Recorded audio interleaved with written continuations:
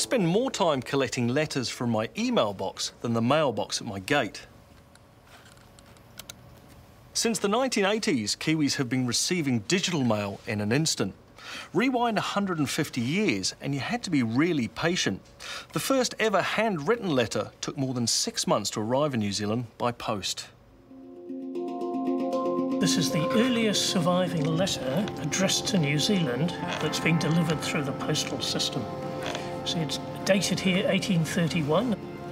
It went via Sydney in New South Wales, and there's a date stamp here, January the 2nd, 1832, and then it would have gone on to New Zealand. So it would have been at least 6 months in transit. Not exactly fast post by today's standards, but about average for those days. And this is really a point at which New Zealand gets connected with the rest of the world. Who is the letter for? The letter's addressed to Mrs. James Kemp. The letter is from a solicitor in London, and it's telling her that her mother has just died and that she has inherited the sum of £34, which is her inheritance as one of 7 children.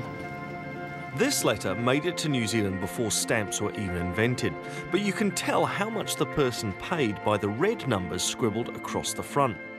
This one cost 3 shillings and 7 pence. The black 4 means there was still 4 pence for Mrs. Kemp to pay when it arrived. Letters looked like this until 1855, when the first stamps started to appear. There was a penny stamp, a twopenny stamp and a shilling stamp. But believe it or not, only one of these stamps actually had any really practical value, and that was the twopenny stamp. Twopence paid the cost of an internal letter in New Zealand. That was the standard rate of postage for a half-ounce letter, and so that was used in quantity. The penny stamp was a stamp designed for soldiers on active service in New Zealand, and they got a concessionary rate, half the normal postage. And soldiers' letters don't tend to survive very well. So unfortunately, there's no surviving example of a penny stamp on a cover used by a soldier.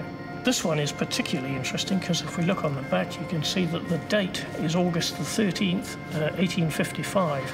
So this is the earliest known usage of that penny stamp in New Zealand. Both of these 2 letters were addressed to England, and twopence is prepaying the cost of postage within New Zealand, but this manuscript 6 is the cost of it going from New Zealand to England. And you couldn't prepay that in New Zealand. It had to be collected from the recipient at the other end. So getting a letter could be really bad news. Well, it could. The postman would turn up at the door and someone refused to pay. And, you know, there's all that work gone into it and no result.